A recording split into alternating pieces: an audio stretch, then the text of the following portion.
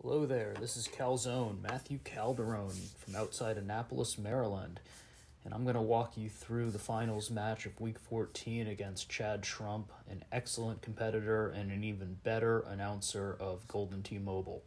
Everything Golden T-Mobile. Going into this match, Chad and I played twice in 2020. I want to say Week 10, he beat me in the second round, and in Week 13, the week I qualified, I beat him in the second round on Elkhorn back. The day it was 2 days after it was released. So here Chad hits Insider off the tee. I opted to go Pyro. I didn't like that the pin was on the right side of the green. I didn't want to have to contend with the rough. I was hoping for a little better angle and then see what it gave me. And so here I felt pretty good at 2 clicks right. Turns out it maybe needed a third click. Pyros don't get impacted by the wind as much, and so I don't know, I liked what I had with the Pyros. And here Chad hits a good shot in, and just outside of GSP range. And at this point, not hitting that, it seemed like an easy-ish look, and no GSPs. I'm feeling like I'm behind. Absolutely feeling like I'm behind. And the way these matches have been going for me lately, that's the case. This is a good look. Chad hits the 1-iron sniper stinger. Very popular shot right now. I still had Pyros on, and so I liked what I saw. Took a little bit off because lately, too concerned about going short into a hazard sometimes on a shot like this. Well, I had the extra room, and I figured, hey, I'm going to skid it in, and in this case, I almost slam dunked it. Trying to save a couple bucks during qualifying keeps you in Pyros longer sometimes, where at least as a player, I feel like I get, some good skills with them, and it doesn't hurt me in qualifying too much. Other guys are like, hey, I want to boost every round. I don't want to have to deal with learning 2 different club sets. Chad hits the Ranger off the tee, pays homage to some shout-outs to some of his boys. Props to him. I mean, he's clearly playing pretty loose in this match, and I think that's really great for his psyche. At this point now, I think, hey, I've got the lead, and seeing that bunker in the back, I didn't want to pull something stupid and end up off the back and really go on tilt. And so, I decided to play it on the safer side. Made the switch in the last week to aim putting, and that one you can see that even though I was aimed and had the formula right, I still pushed it a little. It's hard to not have that tendency. Here off the tee, typically it's a 3-iron look, pretty easy, but I've found historically that with the 4-iron look, sometimes you end up short inexplicably, and I was very worried about that. I think I teed it up to a bronze tee just to be safe. It turned out to be easy. Here, this is where I maybe made a mental error, kind of a little worried about having too long a putt, but that's, a mindset from a swipe putter, not a mindset from an aim putter. And lately, before making the switch, putting's been in my head. So, playing conservative to have safer putts, it's still a hard habit to break. Although now that I'm a week into this whole aim putting thing, it's actually really amazing. You play on Crawdad back or Tundra back, and things that used to be really hard are really easy. And, shout out to one particular guy who knows who he is, who kind of talked me into the formula.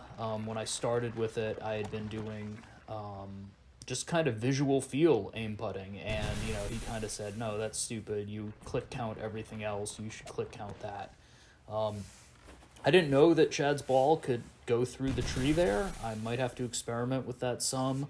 I played it a shot that I know was pretty safe, but again, feeling like I was in the lead, I did not want to be short.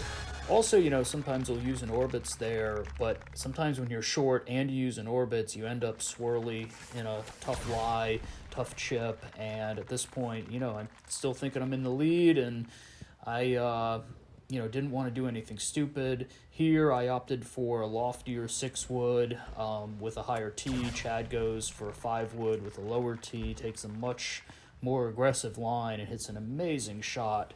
Again, at this point, now 6 holes in and not having that many GSP, thinking back to one, now I'm starting to think, okay, this is not that good. Thinking back to week 1 of 2021 qualifying, shooting GT par on this course with 36,000 GSP against Tilt Nasty and losing the tiebreaker. And I'm like, I've come too far. This is 14 weeks in, 2.5 hours every single day for a long time, and just I wanted to punch my ticket this week.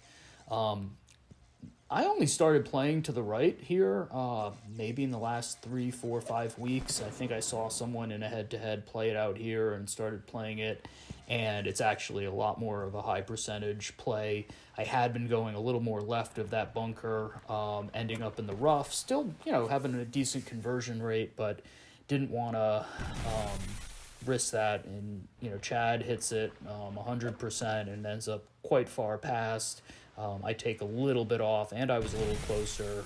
Totally manageable putts for both of us, though. So, hole 8, this is probably where, coming up, this is where I probably gave it the most thought. My instinct told me 4 wood could get there from the closest tee position with a high tee. I don't like the 4 wood. I hate the 4 wood as a club. I feel it's very unpredictable. It doesn't act and behave, and so I opted for the 3 wood. I knew I needed some GSP, so I took a little off. I said, if I lose on GSP, then what's the point of not trying to be a little aggressive? I liked my chances if I ended up in the sand for a sand save there. And, I just kind of, I'll say it, I guessed a little that my instinct said take a little off, and turned out great. At that point, here I am thinking, okay, I've got the hole out. I've got that next chunk of GSP. I should be in good position. Let's not screw up the last hole. Get a look for a nice, easy Javelin 3-iron in. I wasn't going to take an aggressive line. I wasn't going to risk coming up short, missing a long putt, or ending up in the water. Kind of have a nice, safe leave. Again, feeling really good at that point that I had enough. And, hats off to Chad. I mean, he played amazing through this round. And there, he needed the hole out, cuts it a little bit too close and deep. I punch in, he puts in, and, there you have it. I mean, every time I finish a match, I give myself a thumbs up or thumbs down based on do I think I won or do I think I lost. And when I exited this one, I felt that I had won. So thanks for listening. Looking forward to Las Vegas, and looking forward to seeing Chad qualify week 16 and being there. Chad's been a really great friend of mine throughout this whole journey, and I felt really horrible knocking him out, and I hope he has his chance. All right, thank you.